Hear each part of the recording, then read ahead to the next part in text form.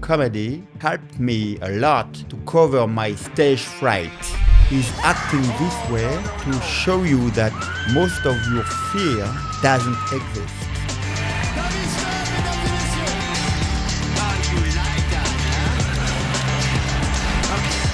Because I definitely think that our differences are what is making us stronger. In 10 minutes, you're going to hear somebody knocking at your door. Don't open. You see that? That's what I like.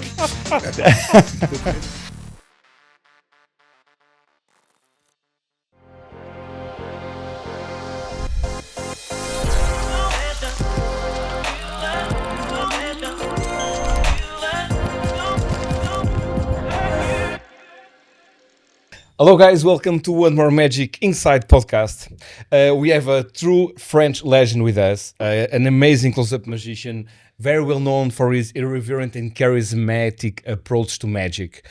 Let's welcome David Stone. Thanks so much, David, for coming. Thank you very much Yes. to receive me. I'm very honored. As I told you, I'm very happy to be here. Thank I you so really much. appreciate your job and what you do. So I'm really happy to be here. Thank you so much. You are very pleasure. kind. You are too kind. No, it's amazing because me and Artur are really huge fans from your work for many, many years. Yeah, we even have your VHS tapes when you were like, 19 or 20 doing coin magic, you know. I was 21, I think, or 22 when I released my first video. It was like a green VHS tape and a red one, I think. That's right, exactly. You know, the so- green one was the easy one, and the red, be careful. Of course. Starting to become difficult. Yes. And the first time we saw, I think it was in Finianos here in Porto.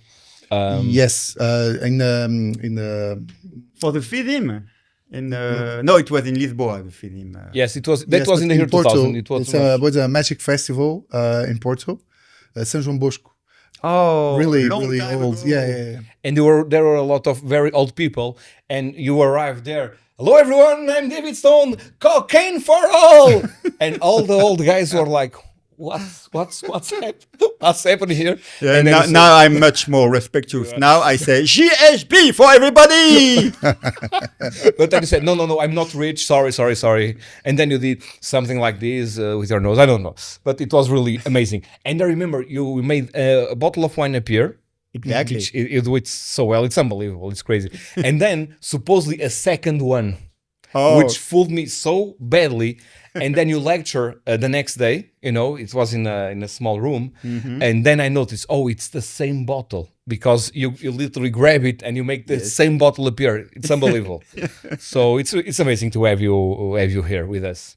So let's dive into your magic. When did you start to mix comedy and magic? Because your style is so unique. You know, we saw many of your lectures, even in FISMs and all over the place. You travel the world literally with your lectures, and it's so funny. How do you find yourself? Because you are like this every day. It's your persona. No, or- not really. I don't think I'm not a funny person when you don't pay me. I mean, I think I'm pretty boring in life, except I put the funny part in my character as David Stone. When I first saw David Williamson performing on TV, and I was very impressed by the strength of the character of David Williamson, who looked so normal and suddenly who was capable to become completely crazy. And this difference between what you see, the guy who looked like a salesman with a beautiful suit, who can suddenly act weirdly, helped me to decide to put some comedy into my close-up act. Because I was kind of a shy guy, so I was performing in the very polite way, in a very, I would say, normal way. You know, like when you try to remember the first time you perform a magic trick. Right. You try to follow the rule. You try first to success in your magic trick. So you don't have time to think about comedy or to think about what everything is around. Of course. But when I saw Williamson, I realized that I have the right to be funny. or to be myself. Who am I really in me? And maybe when I am acting so politely or in the regular way, this is not the real me. So Williamson helped me for that. And then I realized also that comedy helped me a lot to cover my stage fright. Because when you make people laugh, suddenly you feel, I feel Relaxed. they like me and I relax, absolutely.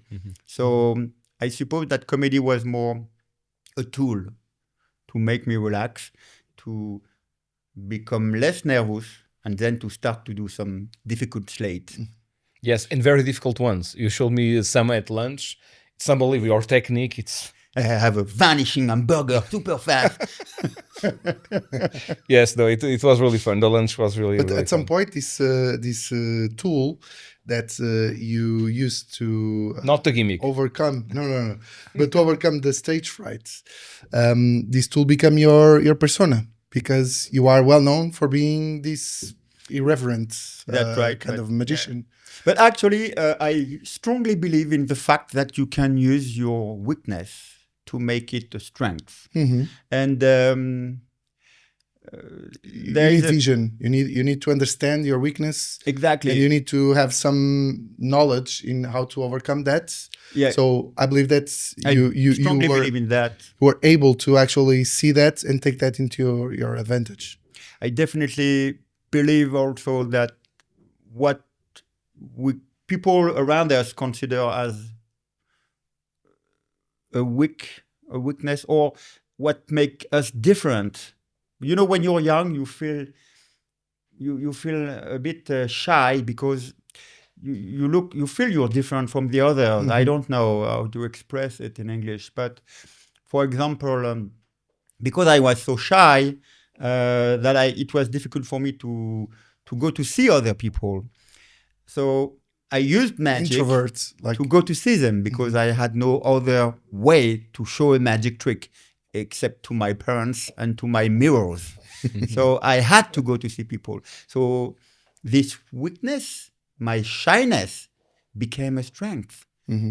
I used magic as a tool, and then it helped me to go to meet people and to become, more social in a way.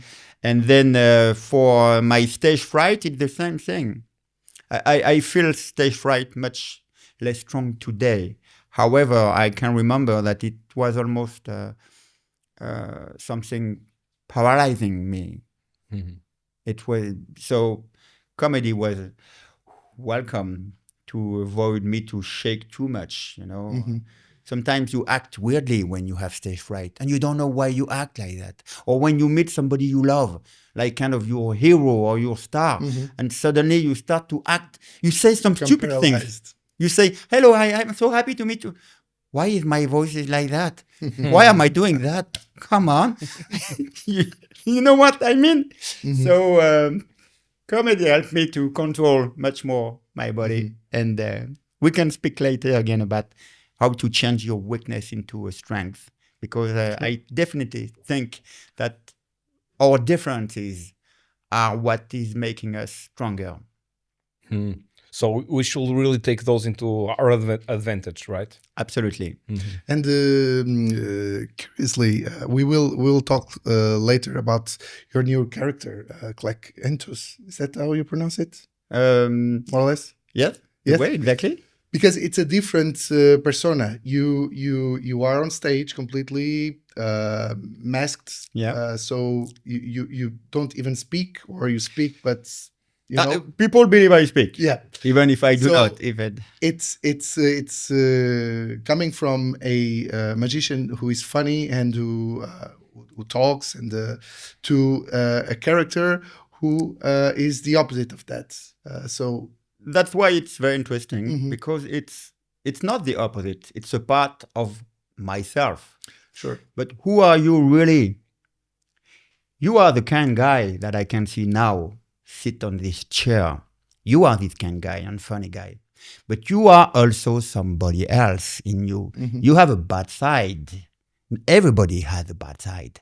Sometimes we use it for good reasons, even if it's a bad side. And I like to play with the fact that we all are the nice and the bad one. There is no, I mean, there is not really a good and a bad way, but it's gray. It's what we are. Suddenly we could act completely differently in a different situation. And Klek Entòs is not that different from me. It's just another part of me in another situation. You put it into a Except character. it's much, much less funny than me. I see your approach is very conceptual, very philosophical. Yes. Even I know that you when you were young, you are a magician now, but you were supposed to be like a philosophy teacher. Something Yeah, like I did that? philosophy studies. So I did philosophy studies to make my parents happy. Okay. Because they wanted me to have a degree. But do you think you took something from there to magic? A lot, yes. For Klek Entòs, yeah, I used it a lot. Yeah, you don't do 4 or 5 years at university without keeping something. Yes. And I mean, I had no clue that one day this would serve me so much, but now it helped me almost daily to write the scripts for the Klek Entòs shows and TV acts, etc. This is really amazing that all my studies that I did at university right now are coming back and are useful. And I believe 5 years later, because I'm 27. But and not only for Klek Entòs, I believe that in your daily day, on your other magic persona, you use that as well, but not as consciously. I'm not wise enough in life to use my philosophy in life. Not yet. But I think that when I will get older, I may use it. Yeah. Before we dive more into the character, what's your influence? You mentioned then Gaetan Bloom. You saw him on the Crazy Horse. David Williamson, absolutely. My main influences were, honestly, that was David Copperfield. When I saw him on TV, that was. So Copperfield for the perfection. Gaetan Bloom, the French magician, he impressed me a lot, and I loved his creativity. And when I was a young magician, I was 18, 19, he received me many times at home, and he allowed me to look at his huge library. He let me play with the books, and also he invited me a couple of times at the Crazy Horse Saloon. That was a very famous cabaret in Paris, very famous. It's still famous. And he was performing there, and my parents, I remember, came, and we were living in the countryside. So we drove 2 hours, and they let me go to the Crazy Horse watching Gaetan. And then after the act, Gaetan took me, and we went to the bar for something like 1 hour, 2 hours. And then he went back to perform his show. And then I came back to see my parents, and we drove back. And my parents was waiting for me in the car for 2 hours and a half. No, but that was amazing. When I think about it today, I think, wow, my parents were Unbelievable. Amazing. Superhero. Yeah. It's crazy. We had something similar with at least my parents when we were young and we were at these magic clubs. Fenianos. My parents used to drive me there and wait for me. It's the same. And, every Wednesday or Thursday, actually. every week. Yeah. Where we met Elder Guimarães and So it's something that parents must do for still nowadays for.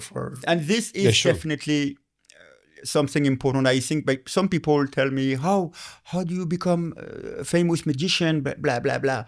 I think I've been working a lot, but we have been lucky also to have people who support us and who help us, like having parents like that who encourage the kids or who believe in them. It gives you so much confidence.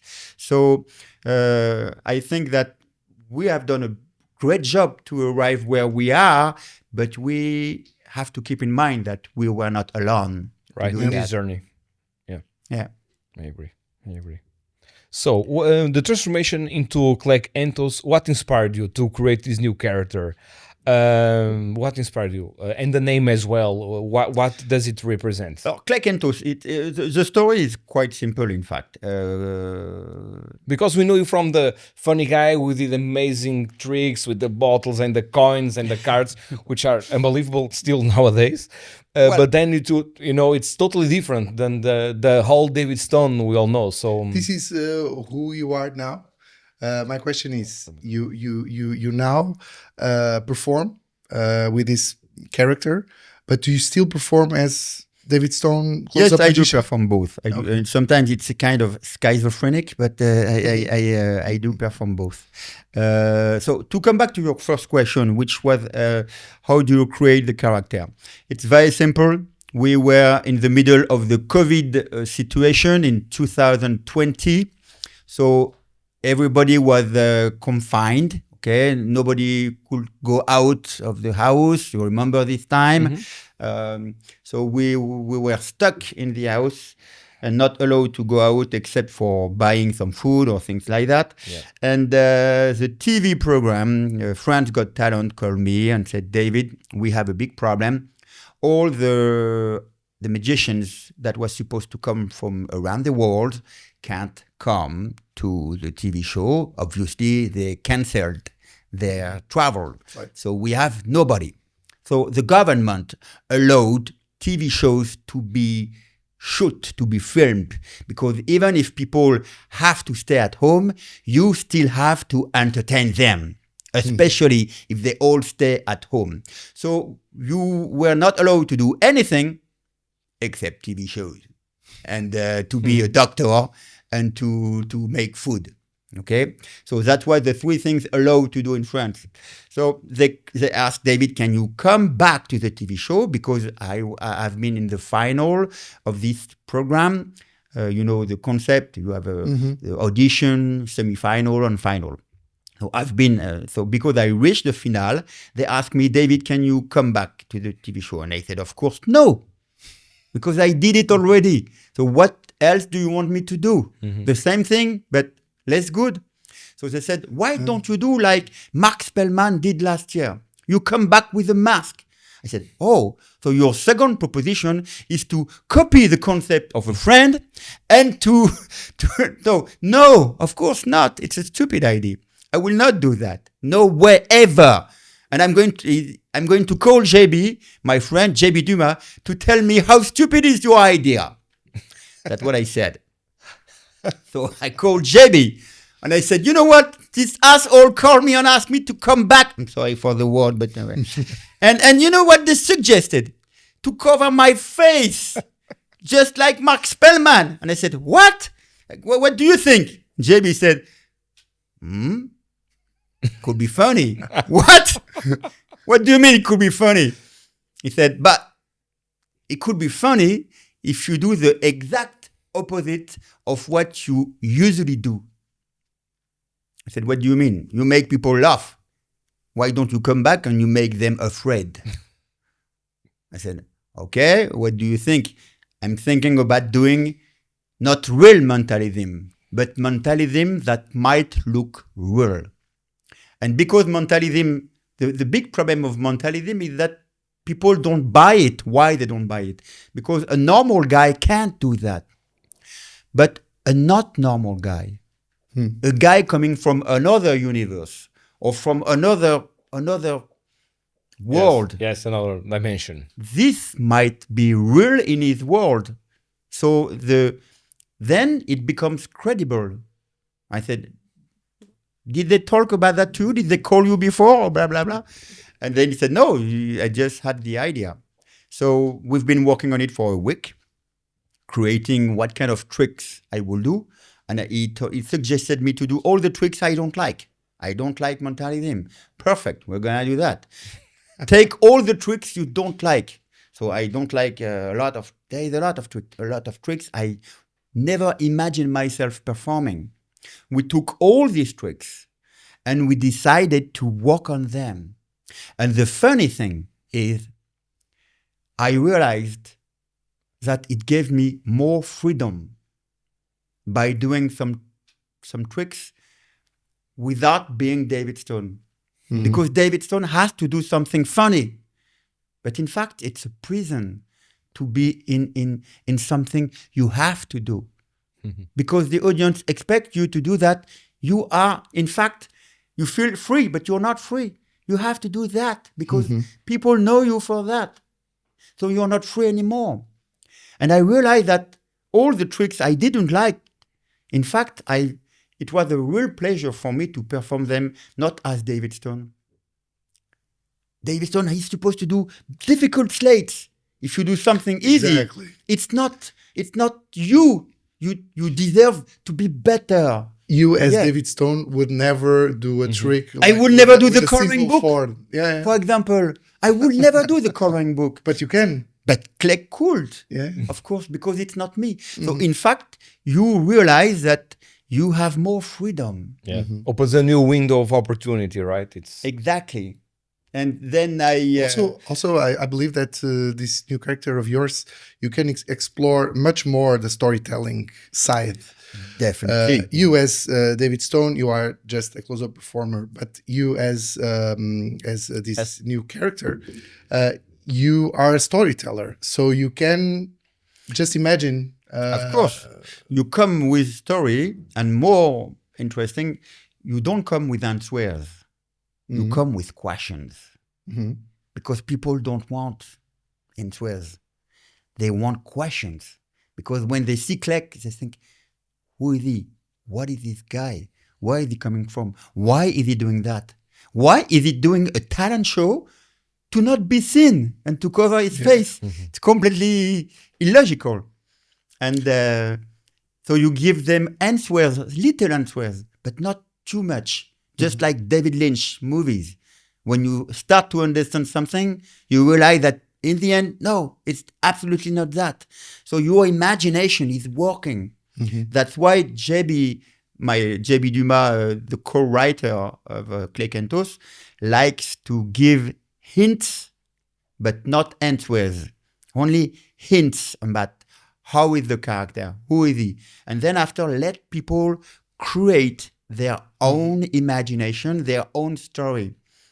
So that if you give them everything, what are they doing except watching how good you are? But when you let them work, their mind is becoming crazy. And magic is just a part of the character. One question I would like to ask you is that from this new character, we know only what we saw on Got Talent, also American Got Talent. But you have a full show with this new character. What is the concept of the show, and what kind of other tricks you also do, and how does it end? Alors, I can't tell you that the main purpose of the show, and I explained this to you, is to make people feel better at the end of the show.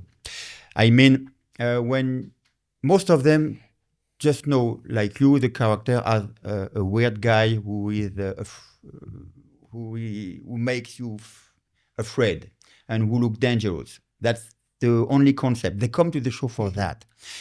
But after 20 minutes, you realize that the character is evolving.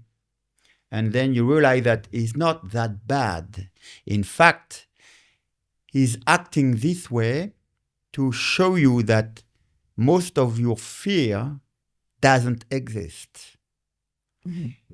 99% of your fear will never happen.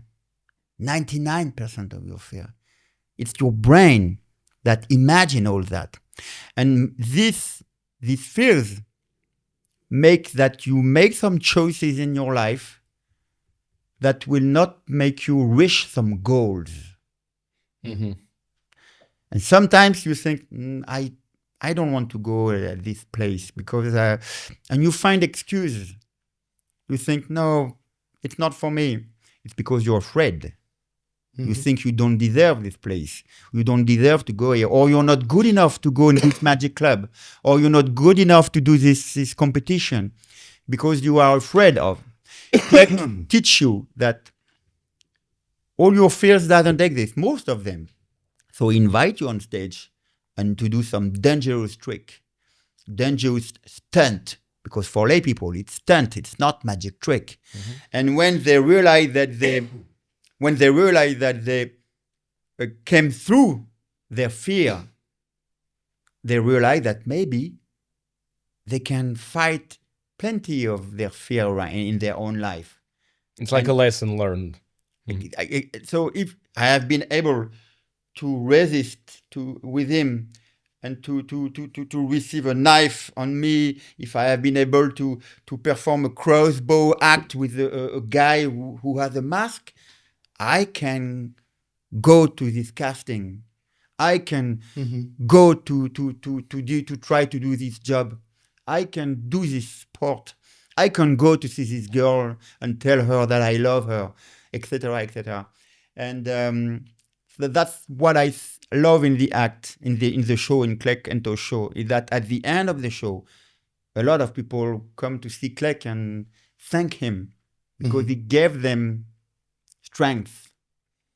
But what kind of people go see your show? Because if you go see a magic show, it's like a family, but not yours. It could be a family show, except we mention that it's not advised under 10 years old. Not advised, but it's not forbidden. It's not advised because we didn't want the show to be two family shows. We wanted people to. I mean, you can have plenty of children, but not too much. Okay, I don't. And there, I imagine the magician who listen to us. I can imagine them performing for the birthday of the kid, with all the kids around you and taking your sponge ball. And I understand, David. So what I mean is that it was easier for me to have a crowd with not too many kids, even if the show will not scare them, just for that. But the people who come to the show are mostly people who want, I think it's middle age, I would say 20 to 50. But there are more and more young people coming because we did some videos with influencers, famous influencers in France. So the young guys from 14 to 18 force their parents to come to see the show. And they're very happy to show that they are not afraid of me when we do the pictures.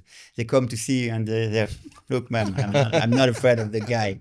So the little brothers want to do the same thing. So that's funny to see the kids coming to see. Well, they are less brave, but they're more like that.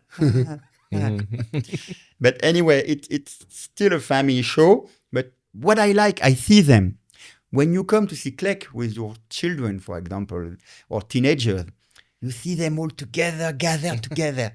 You can see the little girl in daddy's arm for the whole show, and the wife with the holding her husband like that during the whole show, expecting Klek will not pick her up to do a show on stage. So it's funny because you see that everybody is happy to be here, but they are all very happy to be all together. They don't want to die in that night, so yes. Yes. So in the end, you make people gathering together. So do you think that you will eventually someday return to the whole David Stone performing amazing close-up magic, or doesn't cross your mind at the moment? Well, honestly, to do lectures, yes, I would be the normal David Stone people know, but for the show, for my the experience of Klek Entòs taught me a lot of things regarding showmanship, regarding storytelling, regarding scripting magic. And I don't think I could remake or rebuild a show the same way now. It has changed a lot of things. And I realized that when you tell story, people love that. And they forget about the magic. Magic becomes like in a Disney movie. It's a part of the universe. It's not an end in itself. So it's not, look, I'm good. It's normal in this world, but it's fairy.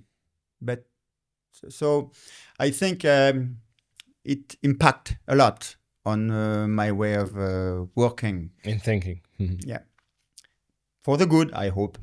Anyway. But do you still do close-up shows? Yes, for... I still do close-up shows. I have a show in the Double Fond. The Double Fond is, I suppose you know, from Dominique Duvivier and Alexandra Duvivier. It's a small theater in Paris where you can perform a close-up magic surrounded by 50 people. It's a great place to do close-up. So, but this is an act I have written, a show I have written 5 years ago. So I'm not going to change it now. You know what I mean? It's too late for that. I keep this one. It's working the way it is.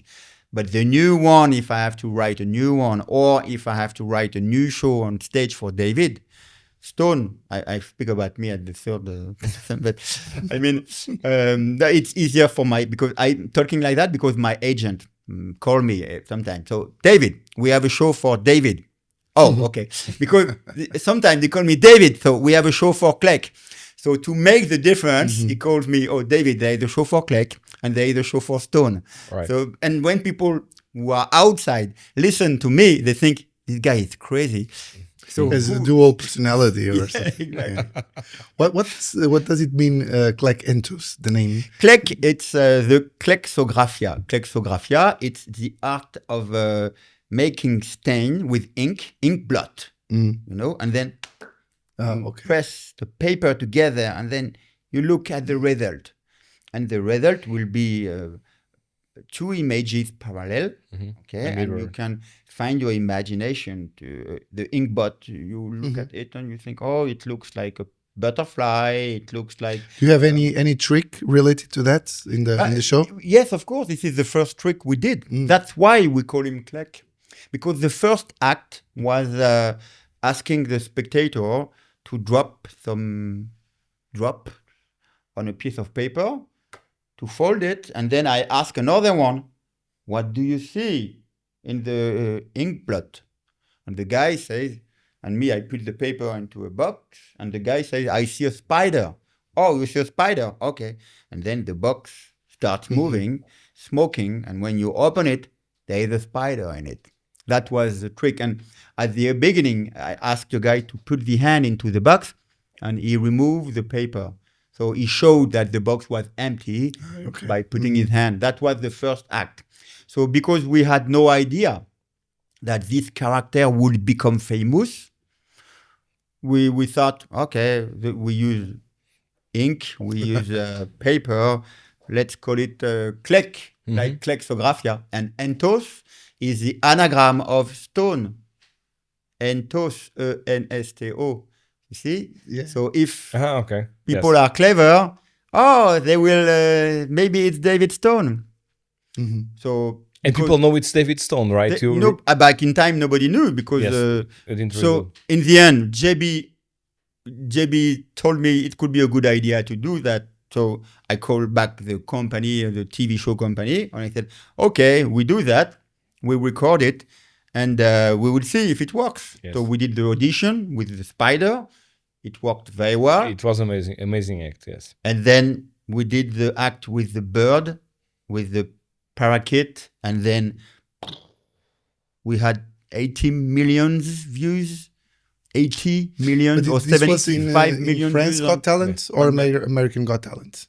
France Got Talent, this one. Yeah, and what about American Got Talent? Oh, America Got Talent, it was only 50 millions on YouTube, so not that not that big. But on Facebook, 72 millions, but I think now it's supposed to be 80 millions views on the crowd, because the bird act is so beautiful. And people share this because they said, look at this bad magician, he kills birds. And the other said, no, you stupid moron, he doesn't kill them. Or because it's too difficult to raise them, so he must have another one. No, you don't understand. He has 8 birds and he kills them all, and then he shows there is only one. So the comments are so stupid, but it makes... It's entertaining as well. Views, of course. And this is... the guy is killing birds. Oh my God. But anyway, this act made the character very famous in France. And then we did the finale. And then in the finale, I revealed who I was. But I had no idea back in time that the character would become so famous. Because when they broadcast the videos, it was something like between 15 days between the finale and the semi-finale. So when I saw on YouTube and Facebook that it was becoming crazy, it was too late to cancel my reveal because I already had filmed it. Okay. And then after, we thought, okay, we will deal with it. And you have how many shows you told me this year? Not this year, but so today, from today, we signed over 150 gigs until April 2027. So it means that we're going to have a lot. So the show is 1 hour and 20 minutes. 1 hour and 18, in fact, minutes, but because is it only in France or no, Europe? So far, it will be in English at the end of the year, and from December, everything will be recorded in English, and we will do 30 minutes of performance at Blackpool next February. We'll be there. Okay, great. We will do also 15 minutes at FIDIM. For the World Championship, and we also maybe will do a lecture about Klek Entòs with JB Dumas to talk about script writing and storytelling and how to create a character in FISM, in Magic at FISM. At FISM, yeah. We already did this lecture in France, so now we're going to try to improve it to show the details. So you are also bringing this new character of yours into the Magic community, right? Yeah, we start now. We're starting now. Yes, I want to try to share to my fellow magicians what it taught to me. It taught me a lot of things, and to be honest, it was kind of weird when I realized the success of Klek because. Look at what's happening right now. You invited me for this podcast as David Stone, and it's about 20 minutes. We are here, and we have been talking about Klek for something like 18 minutes. Right. Yeah. So this character stole everything. So when I realized suddenly the fame it had, I became kind of jealous the first 3 months. Because after 3 months, there were a lot of French magazines, famous magazines, bing, bing, bing, bing, with a lot of papers talking about that. A lot of TV shows. Today, after 3 years, we have recorded over 30 TV shows. 30 in 3 years. If I show you all the TV shows, you said, what? Me, as David Stone, I've done 5 or 6 famous TV shows in my whole career in 25 years. Klek, in 3 years, it has done over 30. And it's not the TV show of the village. It's huge, big TV shows. Yeah. And I was kind of jealous, thinking that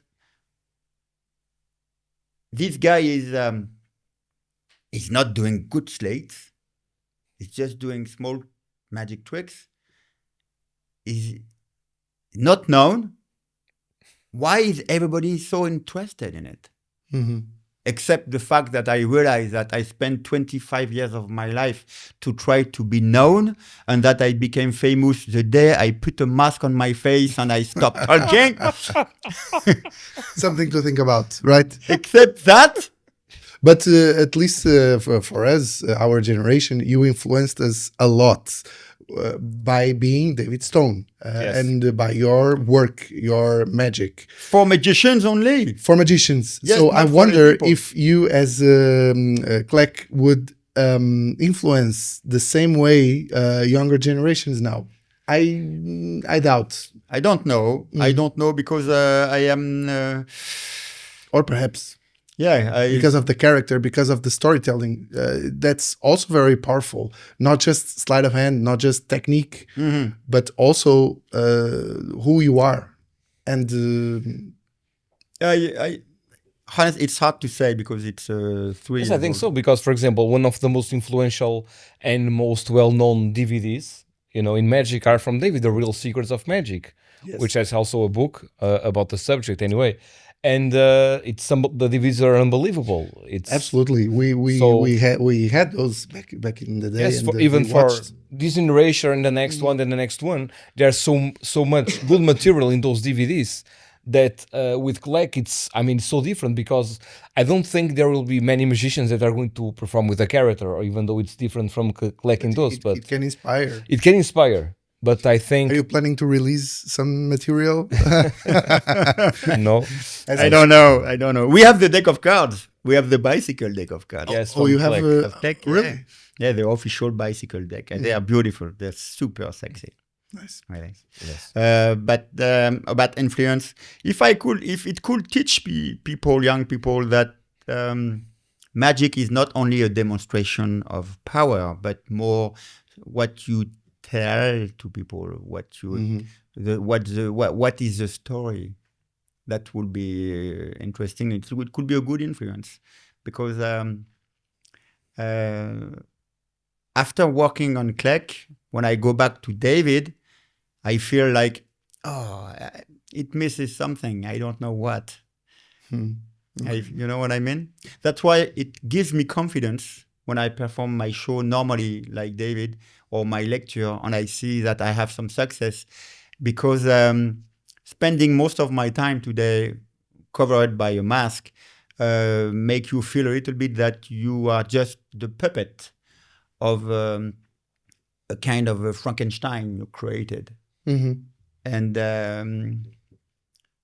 I think both JB and myself are the slave of Klek so far, because we are not allowed to quit, because it's having so much success that it will be a shame to stop now.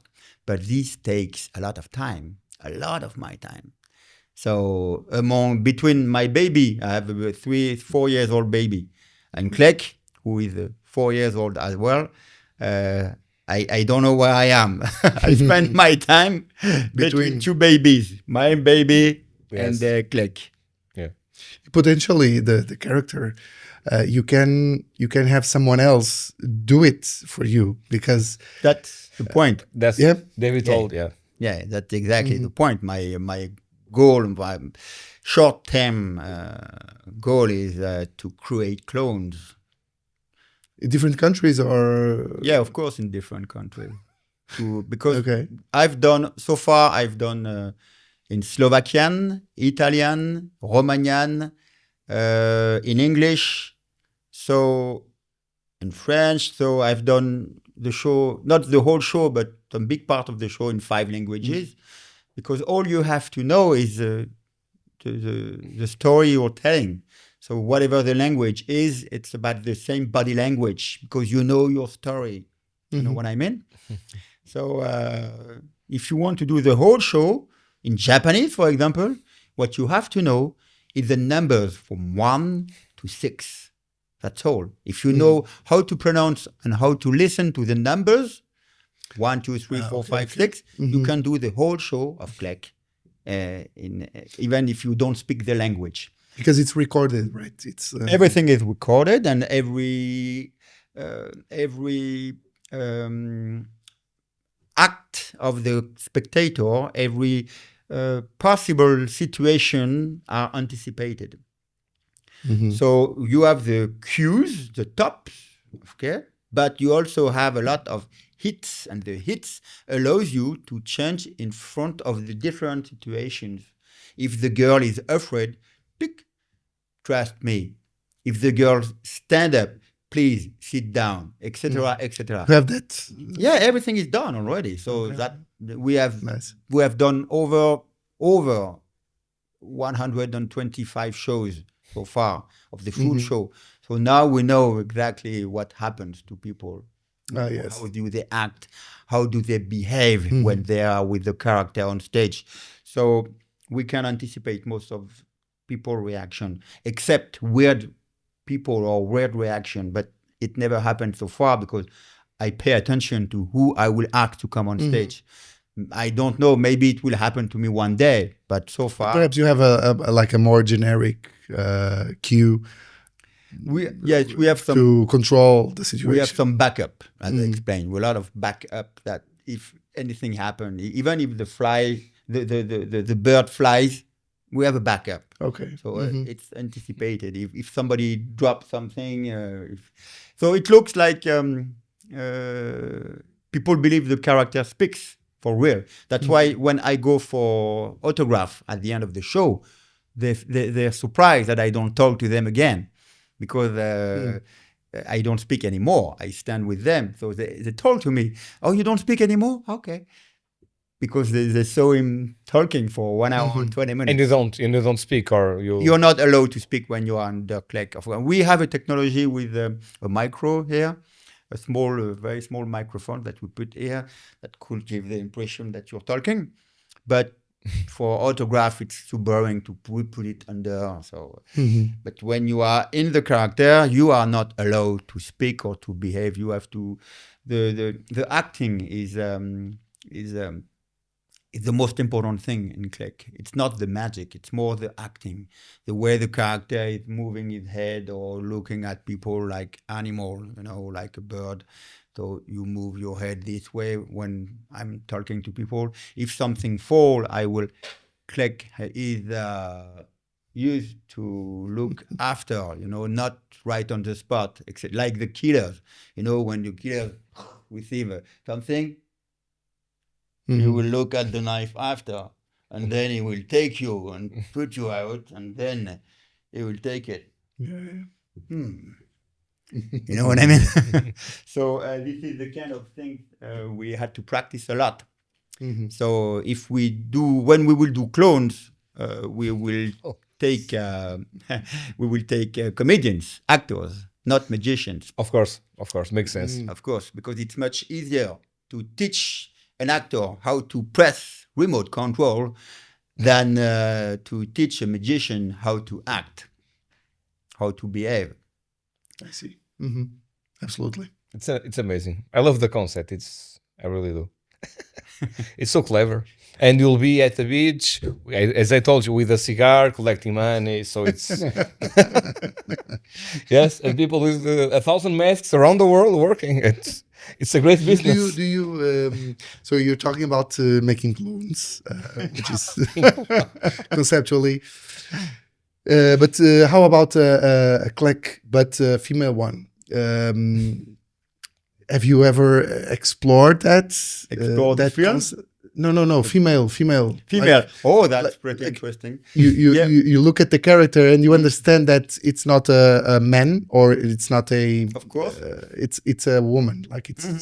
When we created the character, we on purpose cover my hand so that people could not know which ethnic, which country the guy was coming from. We wanted everybody to be able to imagine that, oh, this guy is like me. Even maybe a girl, I don't know. Though we think about that a lot when we started to create Klek. However, what could be interesting is to have the partner or the friend, but the female friend, like Catwoman is. Exactly. You know what I mean? Okay. Not the assistant, but and you also have the bad Klek, the dark side of the character. Like you have Black Spider-Man, you have this is a reality already, or no? So far away today, the universe is created. You have a book. There is a book illustrated by beautiful illustration, which tells the story. People buy the book at the end of the show. It explains where Klek comes from. So you have all oiled up. All the universe is why he wear axe, why he's covered with bandage, etc., etc. You have all the stories explained in that, and why he's acting this way. Everything is told. Is written, so people know that at the end of the show. But we could go further. I explained you today that I was working also with my wife on the Little Klek, who is the same Klek Entòs, but as a kid. That's amazing. And he lives in an unknown city with a lot of other kids. But every time one kid is afraid, he calls Klek. And Klek, for example, afraid of the spider, afraid of going to school, afraid of darkness, afraid of changing, moving, afraid of moving from a city to another one, etc. Like that. And Klek tells the kid that this fear is not important, and how to fight and go through their fear. So I think it could be very interesting for children to, because I tell the story to my kid, actually. I tell the story to my kid, and before sleeping, he's happy to know that. Sometimes he asks me, what about, I don't know, what was the last one? Oh, he was afraid of wolf. And he tells me, can you tell me Little Klek and the fear of the wolf? So I said, okay. So I went back to write a story for the night. And the next day, I told him the story of Little Klek and the fear of the wolves. And he was happy because he's less afraid of the wolf now. So it's kind of... very nice. So the universe can be interesting to develop, actually. But you will start doing kids shows, like with all the kids around. And but I would be very happy to have clone at that time. Right. For sure. So you are trying, as you mentioned before, you are trying to bring the character into the magic community by going to these magic festivals and lecturing as Klek. But I remember back in the day, you were, very well-known presence in magic festivals. You had this one campaign. I'm not sure if I can call it campaign. We hate David Stone. I hate David Stone. I hate. Yes. Yeah. Did I say? Yes. You said we hate. We hate. Okay, but I hate David Stone. And if I remember well, you had stickers on people's back. Yeah, that was at FISM. At FISM. 2006. No, that's right. In the Stockholm. Yeah. What motivated? I remember. I was there with my father. It was my first FISM, and I was there because you were going to compete, right? And you were a prize there. And I saw it. It was really confusing for me because sometimes I at the time I didn't create any magic. I was just performing weddings and all of that. And I look at some people and they had stickers at the back saying, "I hate David Stone." And everyone was talking about it. Why are people with stickers? Then I saw some people, "Oh, how are you? Nice to see you." And stickers, "I hate David Stone." It was everywhere. Amazing. This was to help selling the DVDs, no? Or it was like in the campaign it was in the same time of the launching of the DVDs, right? That's right, exactly. But I actually, I had this idea a long time ago, 2 years before, in 2004, I was watching I Love Paris all around the city. And I thought, oh, it could be funny to have I hate David Stone, because I was thinking if people don't like me, they could be proud to say it and to buy the T-shirt, So I start to think about that. And then when we released the DVD with Jean-Luc Bertrand, The Real Secret of Magic, that cost us 2 years of our life and so many shootings, writing, scripting. It was I don't know if you know the DVD, but if you have seen it, you will notice that it changed completely the way of teaching magic. Yes. So it was very, very innovative. Back in time, it was completely different. But if I remember, you had it shoot with a group of people where you were performing like a stand-up situation, and then it froze everything. Yes. Right? Yeah, we tried to recreate the Matrix effect from I forgot the name of the creator. But we did it our way, so it means that all the actors, all my friends stopped, and then the camera moved, and then everybody went back. But visually, it was what? It was sexy visually. But anyway, we tried to promote we released the DVD at FISM 2006 in Stockholm, and at the same time I was doing the competition. So we thought maybe we could use it's Jean-Luc who told me, David, you had the idea of I Hate David Stone a long time ago. And I said, yes, why don't we do a website? IHateDavidStone.com. And then people will be able to buy the DVD, The Real Secret of Magic. That was far more sexy than The Real Secret of Magic.com. You know what I mean? Mm-hmm. So we had the idea to print thousands of stickers and T-shirts. When we arrived, we gave the T-shirt to the sexiest girl, to the hottest ones. We said, hey, you want a T-shirt? Oh, yes. Oh, you want a T-shirt? Oh, yes. So the next day, all the hot girls had the T-shirt and we worked because the T-shirt was well designed, you know. We did that with the Italian company. So the girl would say, oh, it's not that bad. And then the guys, when they see hot girls with beautiful T-shirts, they want the same T-shirt. And we distribute them like that. And the people who had no T-shirt, we stick on their back, hey, how are you doing? So I Hate David Stone was everywhere, even in the bathroom. Everywhere. It's amazing. Genius. It's genius. You couldn't blame me. I was not doing promotion. Yeah. It was against me. Yes. So if people said, hey, David, you are exaggerating. It's not my fault. It's not me. It's somebody who hates me, want me to lose the competition. That's crazy. It's amazing. Yeah. But you know what? We did not sell that many DVDs that year at Feeding. And we were broke. Jean-Luc and I were completely broke. No money at all. I even borrowed money to my parents to pay the flight ticket to go to Stockholm back in time. We had spent all our money in the movies, but we believed so much in it. We knew that it would work. We went back home a little bit disappointed because I won third prize, but the sales was not big. And suddenly,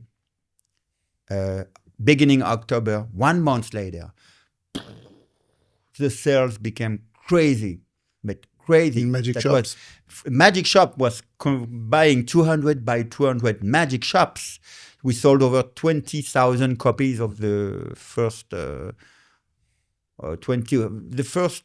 The first year we sold 20,000 copies of the Real Secret of Magic Volume 1.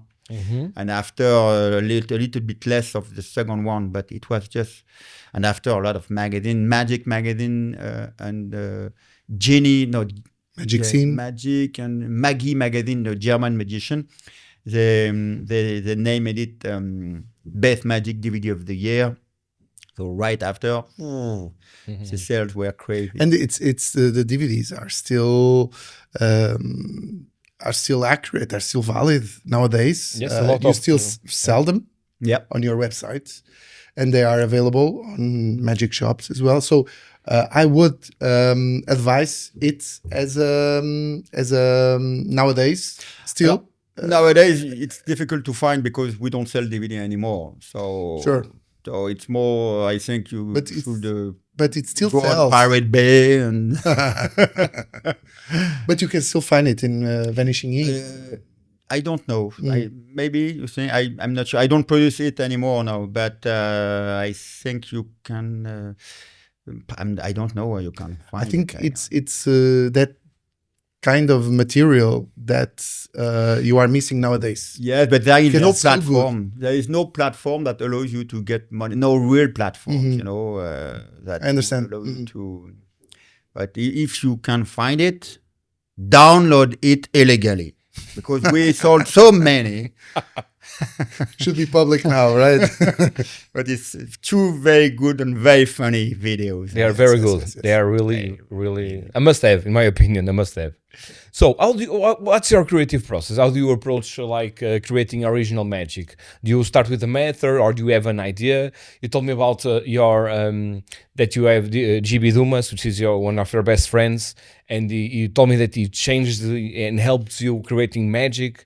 So, how do you approach creating original material? Alors, if it's about David Stone, it's not that complicated. I perform the tricks that I love, that I want to do, or I look at a classic trick and I try to do it my way in a different way. So the creativity is more for David in the technical way to change it to make it sexier for me and for magicians. That's more where I use my creativity. For Klek, it's completely different. What I do with JB, it's more when I watch a movie, I look at a scene in a movie and, whoa, that's sexy. I want to do that live. Something like that. Or it could be an Instagram reel of somebody doing something completely crazy. Wow, that could be cool to do that on stage. It's not possible. Yes, it's possible. No, it's not possible. Please find a solution. It's something like that more. Right. So real life inspires. Yes, most of the time, yeah. And or it could be to watch somebody performing something and to think, "Whoa, I will do that in a completely different way." Yeah. And what about changing it completely? Thinking it in the opposite way. Mm-hmm. And more important, justify it. Justify everything. Why is there this? You are team Justify? I think it's very important to explain why you have this. Or if you can justify it, like for Klek, for example, I give you an example. I'm going to do something with 2 bags, and I will ask you to choose a bag and and do like Colin McLeod, remove, and there is a knife. Oh, people will be there. If I do that, if it's not justified, at the end of the act, you will realize that the knife now is vital for the rest of the act. If there were not the knife, you couldn't finish the act. So the justification arrives after, for example. It's also valid. In the end, there is nothing on stage for nothing. It's like the Chekhov riffle. You know what I mean? When you see something in the first on a theater, if you see something on stage, it has to be used at a moment or another one. It can't be here just to be beautiful, or it's going to spoil your vision for nothing. So, and to go back to your question, I'm sorry because I'm talking too much, but the thing is that creativity with Klek is more a process. So we take, for example, I gave you the example of, I'd like to do that on stage. Okay, what kind of tricks exist that look like that? That's the first process. Are they good or not good enough? Okay, if they're good, we contact the guy. Can we do that this way? Is it possible or not? And once we have that, once we have the trick, the real work starts. The story. The storytelling about it. And the storytelling is going to be most of the time from things I've read, things I listen, or things that make me afraid. There is a lot of things that scare me. Or sometimes, I read a story. I think it's in Argentina. There is a shop in Argentina that is never open. Since 40 years. You can see through the window. You can see 2 or 3 bride dress. You say bride? Yeah. Yes. See? With mannequin. But in this place, in this city, a lot of people believe that the third mannequin is the daughter of the owner of the shop who died and has been mummified. And if you ask people in the street, most of them will tell you, yeah, that's a true story. This girl is, the shop is closed. You can see through the stain, through the window, you can clearly see the 3 mannequins. But a lot of people in the street will tell you, no, that we know that this is the mummified daughter of this dead girl. So from this story, I had a lot of ideas. And it creates... and then I create something. From that moment, I thought, what if it's real? Could be cool, no? So what happened? Did they kill her? Did she die from sickness? And because he loved her so much, he never wanted to leave her. So you see, my imagination, I have no answers. I just have questions. But my imagination starts to work. And I try, and now the more I'm thinking, the more it's making me afraid. And you, who is listening to the podcast, in 10 minutes, you're going to hear somebody knocking at your door. Don't open. You see that? That's what I like. The tension. I'm sorry. If you listen. Don't look at the mirrors. Right? But maybe if it happened to you, if the postman arrived, call us and tell in comments that it happened to you.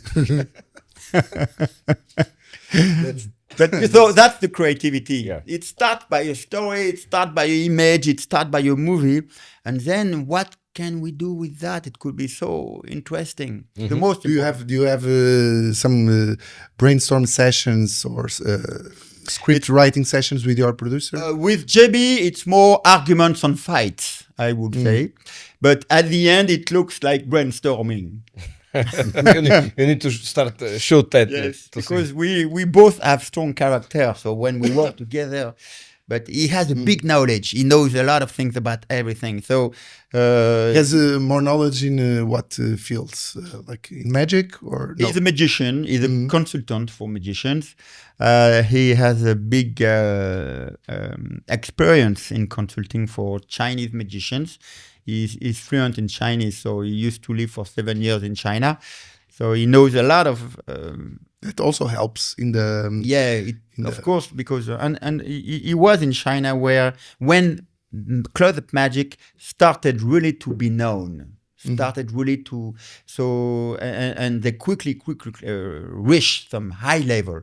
But he was the witness of this moment. So he quickly he witnessed actually something becoming very strong, like closet magic in China, stage magic, in a very few years, 6 or 7 years.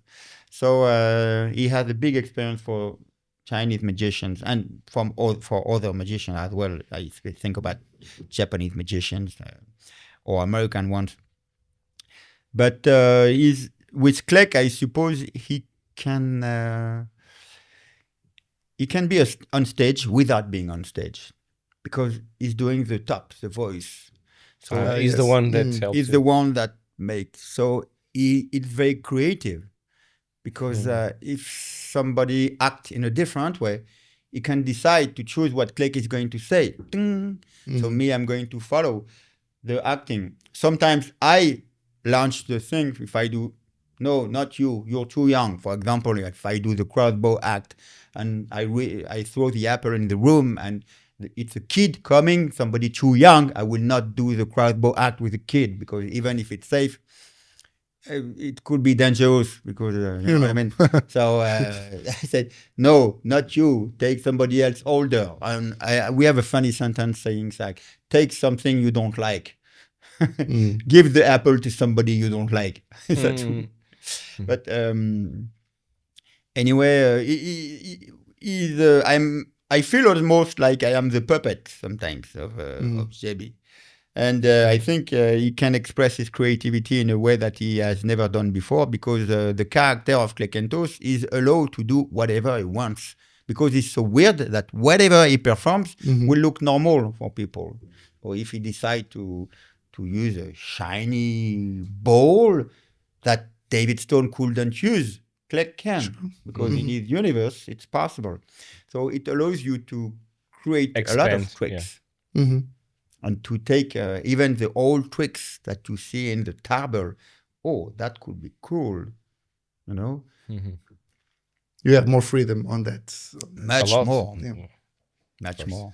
And you are allowed to perform that kind of tricks that you may secretly like, but you as David Stone never were allowed to perform that. I mean, Exactly. You are absolutely right. I don't know, Dancing Kane, for example, you can. You express exactly my thoughts in a good English. So let's do some tricks. Yes. Do you have something prepared or? Of course, I have something to show you. Let me show you. as David Stone. I have a trick that we designed with JB, by the way. A trick that we designed with JB a long time ago. Do you mind if I stand up to perform my trick? No, take care of Password? first as you want. Because I like. It's and can I take that? Very beautiful one. Oh, it is amazing. It's you don't mind to pick what card? You pick one card, anyone you want. Wonderful.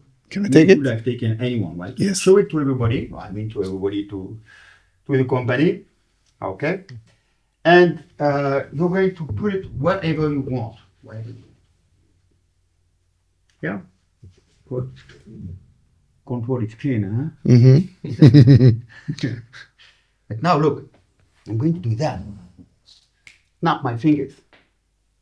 Did you feel what happened? No. You feel nothing? No. The card left and right into your pocket. Let me see. Into your right pocket. From the pack into your pocket. No, I'm Nothing, kidding. nothing, The card nothing. is into my pocket. I think it's yours. No. Nope. It's not the Ace of... It was King of Diamonds. Okay. So it's because it's not your card, it's the first card that arrived in my pocket. Because if I snap the finger, there is another one going to my pocket. And if I do this again, there is a third one. And if you look closely, you can clearly see that the deck is getting slowly. And the more you do that, the more you have the deck of cards getting slimmer and slimmer until there is only one. And actually, the whole pack of cards arrive in my pocket. Wow. This one, which is yours. So good. And You nailed it. It's really good. The visuals are amazing. It's a sexy. and the gimmick is amazing as well. So the gimmick is so sexy. You don't have the right to show it, but Yes, no. you can show that if you do this slowly, it looks like it's coming back. But you have a lot of cards and can do it again very slowly. very good.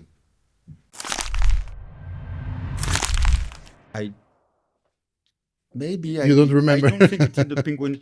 I've done so many that I forgot. But it was okay visually? Perfect. Yes. Yeah, because Absolutely. I mean, I spend my time doing some Klek shows. So I honestly, I don't practice close up anymore.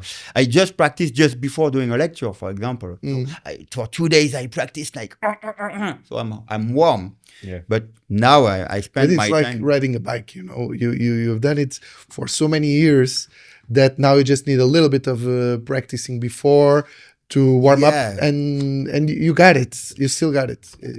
Yes, it's Honestly, working for Klek takes so much time that I don't have time to do close up. When I go back home, I don't want to do a magic trick. I can watch some stuff, but in my mind, it's is it possible to be used for Klek? No. You know what I mean? It's Klek. It's the whole thing. So here, what I'm showing to you right now, I haven't done them for months, just because you asked me that, okay. But I had no time to practice. If I have a lecture at FISM, for example, I will practice for 1 week to be good, to be at the top, This one routine before coming to the podcast, like yesterday or day before, that I used to perform. It was like quit smoking. Yeah, it's really good. And I thought, let me see if I can still know the moves. But it was, many years. Yeah. But the quit smoking was this routine of yours. It's like really complete from beginning to that the end. allows you to do With a cigarette and the torn and restore. I still do it in my double fond show. Double fond, yeah. I have the act. I perform it on music, and I definitely love this. You perform it with music? Yeah, I perform it with music, so that I speak a little bit of it, but it's very nice, very magical. And when you break the cigarette, and it's perfect. But it's funny because I've done it last month at the Double Fond, and there is a young guy who came to see me. He said, "I loved the show. That's really great." But why did you steal the routine of Mario Lopez in your act? I said, what the cigarette act? It's for Mario. I said, oh, but not really. I mean, I released it a long time ago in the DVD in 1999. You were not born, or whatever. Yeah, take that. and then that's funny. I explained that to Mario because Mario is so famous worldwide with the cigarette that the young kids believe that I took the routine. Crazy. This It's way, crazy. what is crazy. And Mario said, "Yeah, I know it's because he's so famous with that. The power of YouTube and internet makes that, and honestly, Mario's routine is 100 times better than mine. So I don't even know how the kid can mix them. But anyway, that's another story.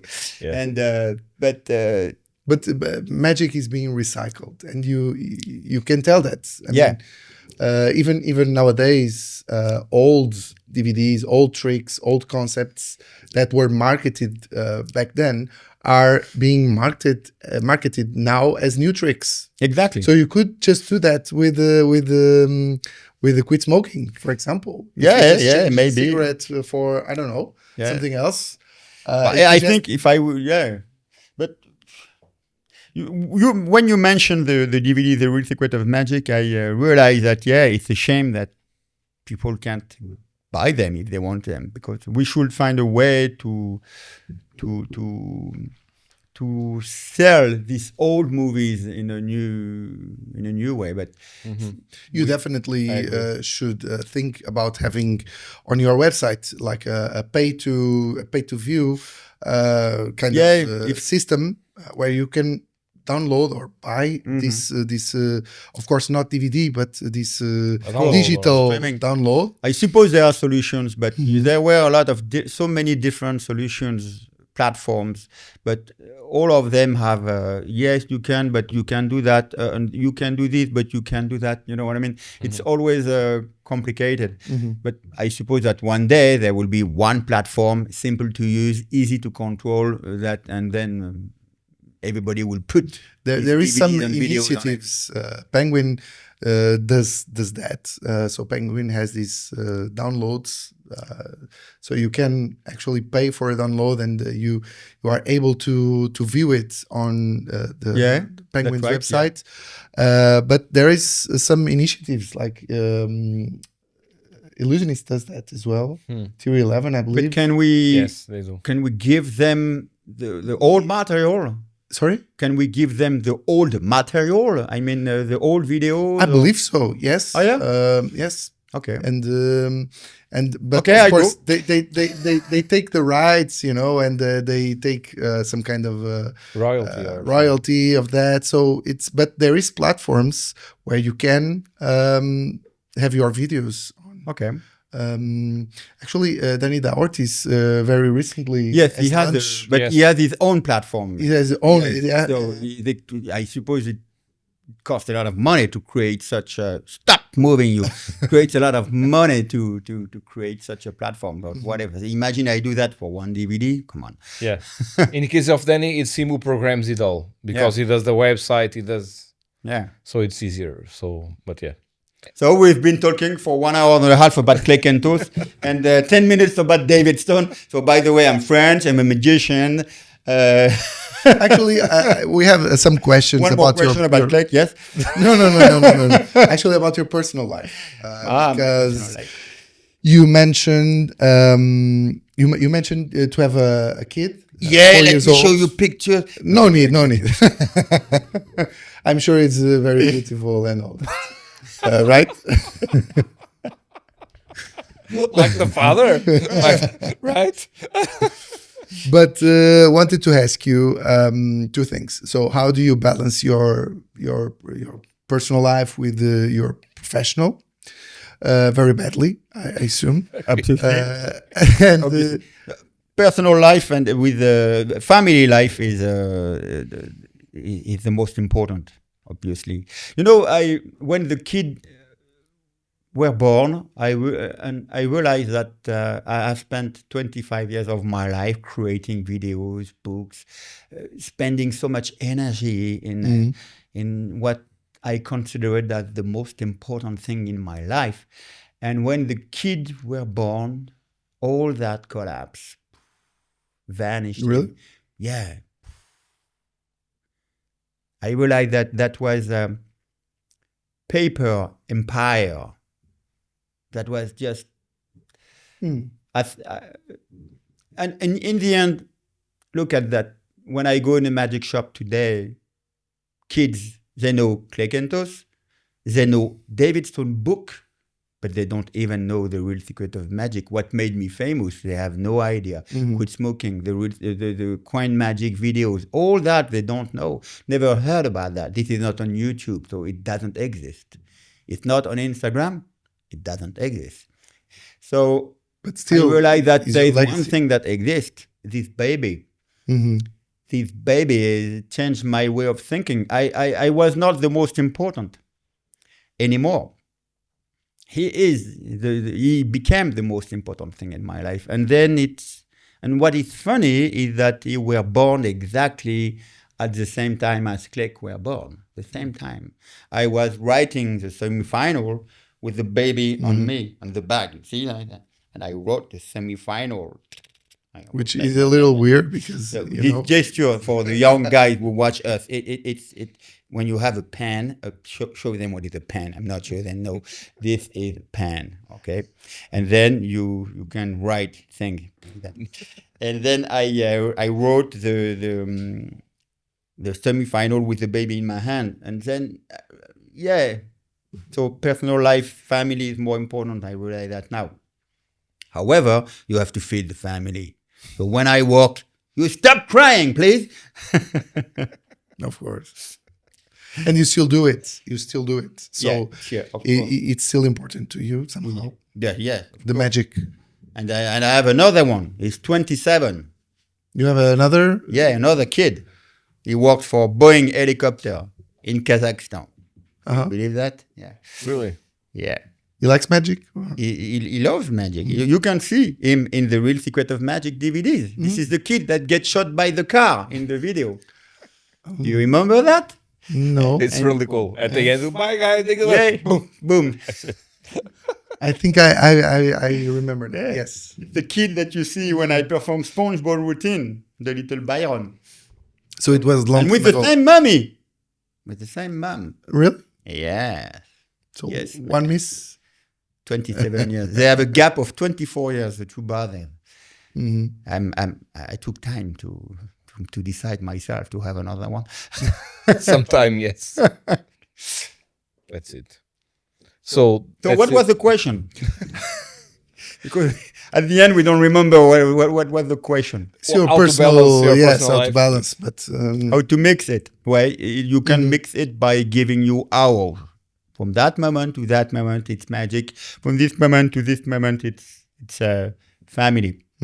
It's hard to do at the beginning, but after it's possible to do. I suppose it's the same for you. 100%. It's if you mix everything, it becomes a bit complicated after, and you are not 100% with the people you love, or you are not 100% with what you're doing actually. So. For example, I'm sure that my wife is going to try to stalk me and to spam me during now because I'm here. But no, I won't answer. I won't reply yet. It's time. It's work business time. And after, I will have 227 emails on SMS and WhatsApp saying, "Call me back. It's urgent." What is urgent? I call you back. We need some milk tonight. Okay. I did some milk tonight. right. I wanted to do one other question is, do you have any, so besides magic and besides your family, do you have any side business? Do you do anything else except what magic? I love is acting. That's my passion, acting. So I did comedy study. I studied comedy for 3 years in Paris for kind of actor studio, and that's my passion.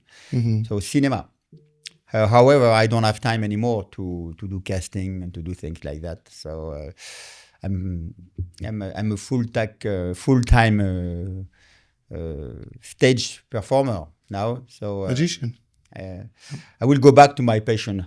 Anyway, my passion for acting is used in the performance of Klek Entòs, and my passion for magic is also used. So I mix both of my passion in one act, actually, without the inconvenience of being watched in the street.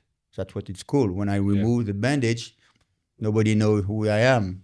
And maybe you can in the future go to one of those reality shows like Big Brother and maybe and be there as Klek. Why not? But honestly, I like that. I like to be not known, not being seen in the street. Back in time when I did the France Got Talent, I was a little bit popular in France, and it was really embarrassing to be. Yeah, you could not be in the street with your family or. Or the magician, or if you go to a restaurant alone. I love to go to a restaurant on my own. Yes, alone. I love that. So I go to a restaurant and but it's strange, you know. There is this. It looks stigma, but especially when people know you. Oh, this is the guy we've seen off TV. Yes, you think so? So it's. You can't, you know what I mean? I like to eat on my own, and looking at my TV things or whatever in the restaurant, because I can change food or choose whatever I want, you know, that's what I like. But everybody thinks, oh, the poor guy is on his own in the restaurant. He's eating alone. Isn't it the guy we saw on TV? Oh, look at that. I told you they have not a good life. You think they're famous, but they're sad. Look at him, he looks sad. But I'm lucky Klek is not going to eat in restaurant, so it's cool. Nice. Let's have dinner after this podcast anyway. Oh, yes, why not? Good idea. So that's it. Let's wrap this up. Thank you so much, David, for coming. Thank you very much. I'm very honored to be received. I hope that you understood my English. If you did not understood it, it's not a problem. This will be subtitled by YouTube. So thank you very much. Bye-bye, guys. Thank you. See you on the next one.